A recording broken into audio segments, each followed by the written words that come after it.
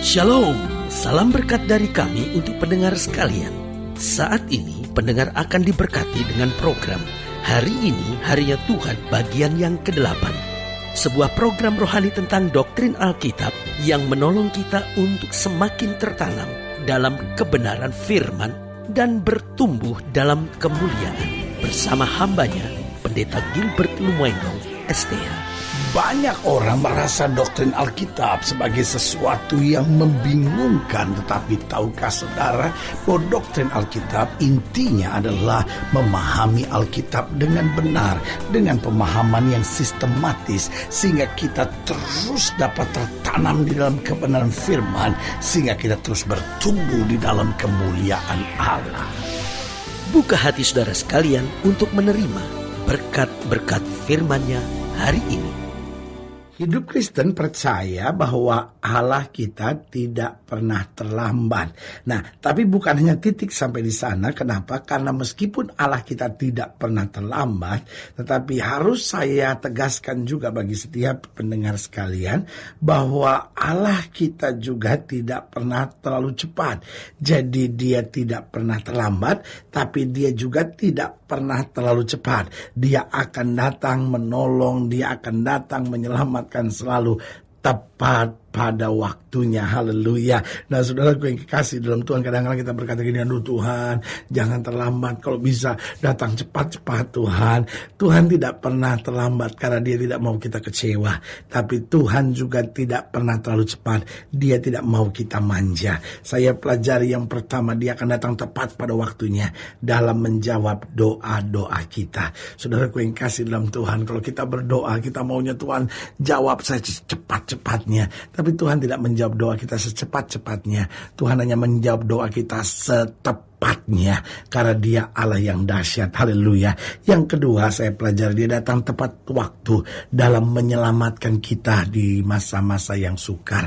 Ketika kita sedang melewati lembah bayang maut, kita di saat seperti itu, aduh khawatir sekali. Tapi Tuhan akan menyelamatkan kita tepat pada waktunya. Saudaraku yang kasih dalam Tuhan, Alkitab bicara tentang Petrus. Petrus berjalan di atas air, dan betul-betul dia sudah mampu berjalan di atas air.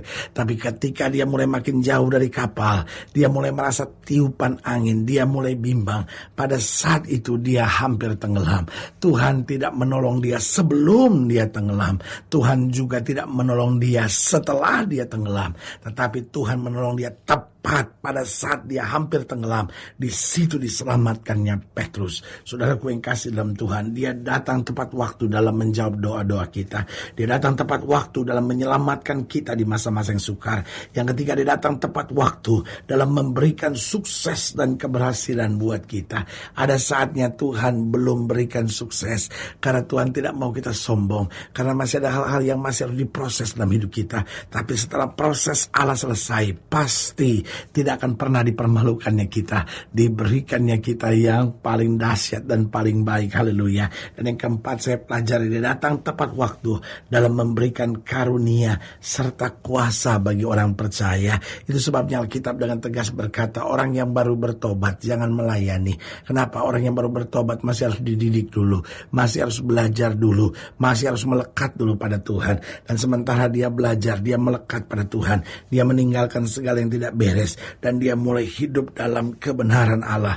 Apa yang terjadi? Tepat pada waktunya Allah mulai memberikan kuasa, karunia, sehingga dia dapat lebih sungguh-sungguh lagi berjalan dalam terang Tuhan. Haleluya. Selamat datang dalam program kita hari ini, Harinya Tuhan. Sebuah program rohani yang kembali mengingatkan kepada kita betapa pentingnya kita menjadikan firman Tuhan sebagai dasar keseharian hidup kita. Karena selama kita menjadikan firman Tuhan sebagai dasar keseharian hidup kita, langkah-langkah ke depan kita penuh dengan kepastian, kemenangan, berkat mujizat dan perkara-perkara yang besar. Haleluya.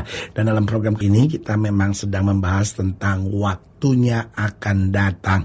Karena saudaraku yang kasih dalam Tuhan, dia tidak pernah terlambat, tapi dia juga tidak pernah terlalu cepat. Apapun yang terbaik, waktunya akan datang, karena Tuhan membuat segala sesuatu indah pada waktunya. Haleluya. Saudara yang kasih dalam Tuhan, dalam program ini, dalam pembahasan tentang waktunya akan datang, kita mau sama-sama belajar dari Yeremia pasal 30. Yeremia pasal 30 ayat yang pertama sampai ayat yang ke-11. Yeremia pasal 30 ayat yang pertama sampai 11, demikian firman Tuhan di bawah judul perikop janji pemulihan Israel. Firman yang datang dari Tuhan kepada Yeremia bunyinya, beginilah firman Tuhan Allah Israel, tuliskanlah segala perkataan yang telah kufirmankan kepadamu itu dalam suatu kitab. Sebab sesungguhnya waktunya akan datang. Saya ulangi sekali lagi ayat yang ketiga. Sebab sesungguhnya waktunya akan datang, demikian firman Tuhan, bahwa aku akan memulihkan keadaan umatku Israel dan Yehuda, firman Tuhan. Dan aku akan mengembalikan mereka ke negeri yang telah kuberikan kepada nenek moyang mereka. Dan mereka akan memilikinya. Haleluya. Inilah perkataan-perkataan yang telah difirmankan Tuhan tentang Israel dan tentang Yehuda. Sungguh beginilah firman Tuhan, telah kami dengar jerit kegentaran, kedahsyatan, dan tidak ada damai. Coba tanyakan dan selidiki, adakah laki-laki melahirkan? Mengapa setiap laki-laki kulihat tangannya pada pinggangnya seperti seorang perempuan yang melahirkan? Mengapakah setiap muka berubah menjadi pucat? Hai, alangkah hebatnya hari itu, tidak ada taranya. Itulah waktu kesusahan bagi Yakub, tetapi ia akan diselamatkan daripadanya. Maka pada hari itu demikian firman Tuhan semesta alam, aku akan mematahkan kuk dari tengkuk mereka dan memutuskan tali-tali pengikat mereka, dan mereka tidak akan mengabdi lagi kepada orang-orang asing. Mereka akan mengabdi kepada Tuhan Allah mereka dan kepada Daud raja mereka yang akan kubangkitkan bagi mereka. Maka engkau janganlah takut, hai hambaku Yakub, demikian firman Tuhan. Janganlah gentar, hai Israel, sebab sesungguhnya aku menyelamatkan kau dari tempat jauh, dan keturunanmu dari negeri pembuangan mereka. Yakub akan kembali dan hidup tenang dan aman dengan tidak ada yang mengejutkan. Sebab aku menyertai engkau, demikian firman Tuhan, untuk menyelamatkan engkau. Segala bangsa yang keantaranya engkau kuserahkan akan kuhabiskan, tetapi engkau ini tidak akan kuhabiskan. Aku akan menghajar engkau menurut hukum, tetapi aku sama sekali tidak memandang kau tak bersalah. Saudaraku yang kekasih dalam Tuhan, jelas ayat yang ketiga berkata demikian, sebab sesungguhnya waktunya akan datang, firman Tuhan, bahwa aku akan memulihkan keadaan umatku Israel dan Yehuda, firman Tuhan. Saudaraku yang kasih dalam Tuhan, jadi jelas pertolongan, kuasa, kasih Tuhan akan datang tepat pada waktunya. Pertanyaannya, karena waktunya akan datang, bagaimana sikap kita sebenarnya? Yang pertama, kita harus belajar berserah kepada Tuhan. Saudaraku yang kekasih dalam Tuhan, waktu keselamatan pasti akan datang, waktu pemulihan pasti akan datang, waktu mujizat pasti akan datang, waktu kesembuhan pasti akan datang. Sebagian kita akan berkata, ya tapi kapan pendeta? Saya udah doa buat suami saya, tapi dia nggak pulang-pulang. Saya udah doa supaya saya bisa dapat anak, tapi sampai sekarang belum. Saya sudah berdoa supaya anak saya berhenti pakai narkoba. Saya sudah berdoa supaya anak saya lepas dari keberadaannya sebagai homoseks, sebagai lesbian. Atau mungkin sudah berkata, saya sudah berdoa untuk dapat pekerjaan, tapi belum juga. Waktunya akan datang tepat pada waktunya. Kita harus tetap berjuang. Kita harus tetap berusaha. Kita tetap harus minta hikmat dari Tuhan. Tapi itu bukan berarti kita harus kecewa dan putus asa. Kita berserah penuh kepada Tuhan, karena kita tahu Allah tidak pernah terlambat. Dia tolong tepat pada waktunya, tapi Dia membutuhkan penyerahan penuh dari kita, sehingga kita sungguh-sungguh berharap dan bersandar kepadanya. Yang kedua, saya pelajari, karena waktunya akan datang, berarti kita harus belajar untuk tetap taat dan mengandalkan Tuhan. Saudaraku yang kasih dalam Tuhan, kadang kala kita pikir, saya udah doa kok nggak terjadi apa-apa, udahlah saya pergi ke dukun lah, kalau begitulah saya tanya sama paranormal lah, saya lihat ramalan-ramalan nasib lah. Saudaraku yang kasih dalam Tuhan, itu perbuatan yang bodoh, saudara-saudara. Ada banyak orang yang berkata, aduh saya udah doa, Tuhan belum tolong, udahlah kalau gitu buat apa saya ke gereja lah, saya mundur aja dari pelayanan lah. Saudaraku yang kasih dalam Tuhan, setan menang kalau begitu. Tapi sebagai hamba Allah, saya mau bilang, kita permalukan setan, karena Yesus kita pasti akan memberi kemenangan buat kita. Karena itu kita harus tetap taat pada firman, kita tetap mengandalkan Tuhan, karena kita bilang orang yang mengandalkan Tuhan tidak akan pernah dipermalukannya. Haleluya. Yang ketiga, saya pelajari, karena waktunya akan datang, tidak akan pernah terlambat, maka kita harus belajar untuk selalu hidup benar. Saudaraku, kita harus selalu hidup benar, karena kita bilang bukan tangan Tuhan kurang panjang, bukan telinganya nggak sanggup dengar, tapi yang menjadi jurang penghambat kamu dengan Allahmu, yaitu segala dosamu. Berarti saudaraku yang kasih dalam Tuhan, kalau kita masih terus hidup dalam dosa, kita tidak pernah akan melihat pembelaan dan pemulihan dari Tuhan. Tapi sebaliknya, waktu kita bertobat, Alkitab berkata umat yang atasnya namaku disebut, merendahkan diri, berdoa, berbalik dari jalan-jalan yang jahat, maka aku akan memulihkan keadaannya. Berarti kita harus selalu hidup benar, tinggalkan dosa, dan melakukan firman Tuhan dengan sungguh-sungguh. Dan yang keempat saya pelajari, karena waktunya akan datang.